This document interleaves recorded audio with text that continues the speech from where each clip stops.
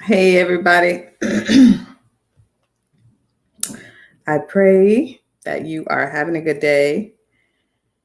I am just really at the point of being on day 44. Okay, so as you can see, I'm tired. I fell asleep. See the difference in my so tired. I came home. I came home and yeah, that's why I look like this. So failure is a good lesson. It's today. It's one of the best. Failure is a great teacher. It's one of the best teachers I think you can actually have. And I know a lot of people may disagree with me and my one eye, which I'm just looking at this is crazy. But today's lesson really is very short and sweet, is that you could just learn a lot from failure. This is a fail. But I had several today, and it was just like, Shep, you need to set processes to make sure. I was at the church actually doing some work, and I thought it was working, but it didn't. So I got to learn from that. But I don't know what one of your biggest fails lessons have been. I mean, I've had so many. I think there's a saying about failing forward. There's probably some books about it too.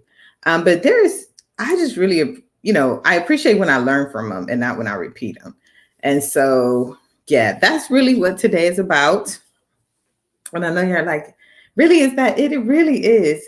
I mean, like I said, I had a couple fails. I was so sleepy when I got home. I literally almost say hey if you watch it. And I'll be back tomorrow because today's 44, day 44. And there's been so many, but it was like, are you repeating them or are you learning from them? That's the question. Like when it comes to fails, like, are you repeating them? Or are you learning from, the mistakes that you made? And I think once you learn from them, you'll be willing to, share them. Mine was just like bloopers because I have a wonderful gift of awkwardness. And I think that when you have a gift of awkwardness, you should just walk in it. And I don't know what your gift is. Mine is awkwardness. So I was having bloopers throughout the day. And yeah, they just go on and on and on. I was hanging something in my office and I thought it was secure. And it wasn't. And like, you know how you be like, you think something about to look fabulous. And so I was hanging this big picture and then I was like, voila. And maybe it was like pride coming before the fall because I just thought it was looking dope. And then the picture just was like, boom, boom, crash. And the glass broke. It was like this big picture too. So I was like, we're going to have to try this again another day. But there were so many of those today. I went to sleep clearly.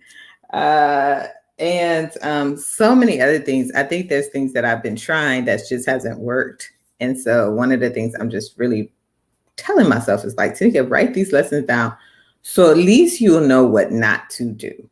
That's how you fail forward. Like write it down so you know what not to do. And then I think once you really get the lesson, because sometimes it's not what you're doing, it's how you're doing it. So, or it's when you're doing it. So timing is also important. And so I think it's important to write these things down and then when necessary and when helpful, share those things with other people, which is what I try to do here today. I know I was so sleepy. I was in the middle of eating a sandwich and fell asleep. So that was a major fail because I almost choked. This is really what happened today. There were so many fails.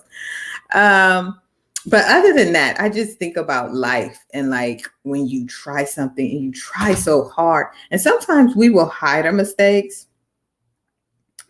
Thank you. Thank you, Brian, for saying that. He said mistakes made are signs of a non-complacent person. Thank you. Yeah, because you're trying new things. And I think that's what people don't realize. It's like if you want to be innovative, you have to build in some a fail factor. Like if you really are being innovative and you're trying to do something new, a lot of people don't know that about innovation, that you need to have I used to call it a failed budget, but really it has more to do with like the time. And I remember reading about Tesla and the space piece that they are doing. And I remember reading about how they're not even naming a lot of times the different mechanisms in their space program, because he was like, you know what, it's going to blow up, so we don't name them, we just number them. And I thought that was so freeing. Like, if sometimes we get so attached to things that we're trying to do and we put a lot of ego in it, like we put a lot of energy, we put a lot of effort, and then when we're in the bad times, and I think it's a mistake, we'll put a lot of ego. I think the energy and the effort is great, but sometimes if our ego is too far in it, we don't learn and we don't know how to step back and say, you know what, that's a fail, but let's take what we learned from it. And if we really want to be innovative and if we really want to step out and do some new things, then we have to have a sense of detachment, in the sense that maybe we should let it go, or maybe there's some stuff that we can't be so attached to that we don't learn from it. And I was learning that too today, because there was some stuff that I thought, like I said, not just the picture, but other things. I was like, this about to be dope. Child, it was not dope. It was so many things. It was so many things. And I try to laugh from it, because if you don't, like I said, it becomes the ego piece, and that's not it. But so there's all sorts of things all of us want to do in our life. We want to do it in our programming. We want to do it in our ministries. Many of us, we want to do it in our leadership, but we're not willing to fail. And I say this, I'm going to end with this.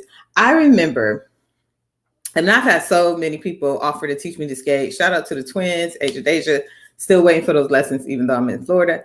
And I remember my biggest issue with skating. This is a true story for those who want to, and why I realized first of all, I skate in squares. That's another issue for another day, because it's be like I skate and then I skate and then I skate, then I skate, like in the roller rink.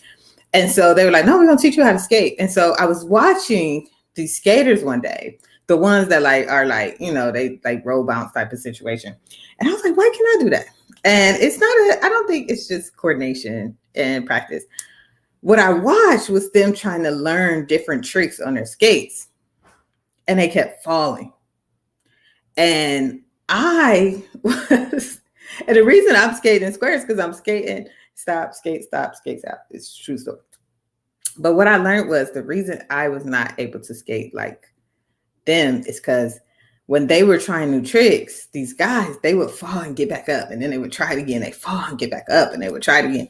And I just was not willing to fall. And it was like, so you're not going to be able to do this next level stuff because you're not willing to fall. Like, you're not willing to, you know, take those risks. And you always be a square skater until you're willing to take the risk. So that's my last lesson thinking about it. I've been trying to get some skates so I could roll bounce down here. We'll see if that happens. But in the meantime, I don't know what fail you have learned from, but I know that I am constantly learning every single day. And I hope that you all have lessons that you're learning from. Do not be like me and skate in squares, because that's not cool. And you know how else, now that I'm confessing myself, I do think that people should skate with elbow pads and wrist guards, and nobody seems to agree with me. So my friends, one in particular, would not go skating with me, but I don't care if I look like a child. If you read a little card that when you're at the roller rink and you sign that little card, it says they will not take care of anything for you if you fall and bust your head, okay, or your elbow or anything else. So we should make safety cool, everybody. Elbow pads, knee pads. I mean, if you must get a helmet, if you must get a helmet, let's do it. But Tinty Ways, I'm going to learn how to skate. But like I said, one of the biggest things is you got to be willing to fail, to fall down and fail. So I appreciate you all. Hopefully tomorrow's Memorial Day. So here in the United States, that is those of us, you who watch, who don't live in the United States, I pray you have a great Monday. But for those of us here, have a great Memorial Day. You guys have a beautiful night, a wonderful night, and a beautiful day. You can see how tired I am. Go skate in squares and see how horrible that can be and why you have to learn to go in circles. All right. Bye-bye, everybody. Have a good night.